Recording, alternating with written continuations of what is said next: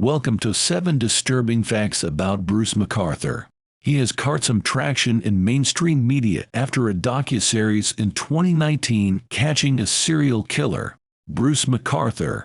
If you enjoy this video, please leave a like and subscribe to the channel. Fact 1: The investigation started as a possible cannibalism case in 2012. Interpol, the International Criminal Police Organization, contacted the Toronto Police Service (TPS) to warn them of a potential cannibal operating out of the GTA. According to Interpol, an internet user was frequenting cannibal fetish websites and had confessed to killing and eating men in the Toronto area. When you're first told that, it's unbelievable. It's like, "I cannibal? Really? Det?" Sergeant Hankide Singha said in the documentary. Then, hold up, well, actually we do have a missing man from Toronto that fits the profile this person is talking about, he added. The shocking tip prompted TPS to launch an investigation into the 3 missing men from Toronto and call it Project Houston. Fact 2: McArthur was interviewed by police years before his arrest. TPS brought McArthur in for questioning about the missing men in November 2013 as part of Project Houston. However, police didn't actually suspect him at the time. He was interviewed again 3 years later in 2016 after a man accused McArthur of strangling him in the back of his van, but no charges were laid. Fact 3: He worked as a mall Santa in Scarborough. According to the documentary, Bruce McArthur actually led a double life. This was best exemplified by McArthur's seasonal job as a mall Santa at Agincourt Mall in Scarborough.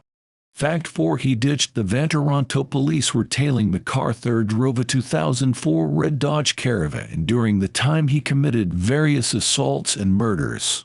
TPS began to tail the van as part of their late-stage investigation before McArthur sold it to an auto wrecking shop in Cordis, Ontario for a staggeringly low $125.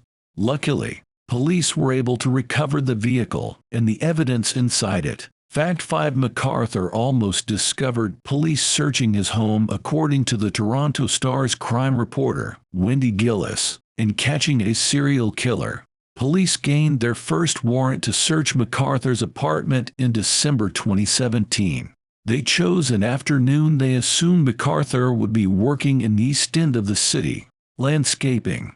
But as officers began scanning McArthur's computer for evidence, surveillance alerted them that he was actually on his way home. TPS was forced to make a quick getaway before being found by McArthur.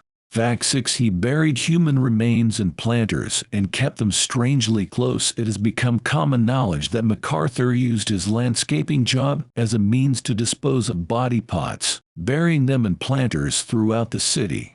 But perhaps lesser known is that McArthur arranged flower pots filled with remains around a table he went at multiple times with his landscaping crew at 53 Mallory Crease in Toronto. He would at my table enjoying the fact that his handiwork was all around him. I don't even know how to form a reaction to that.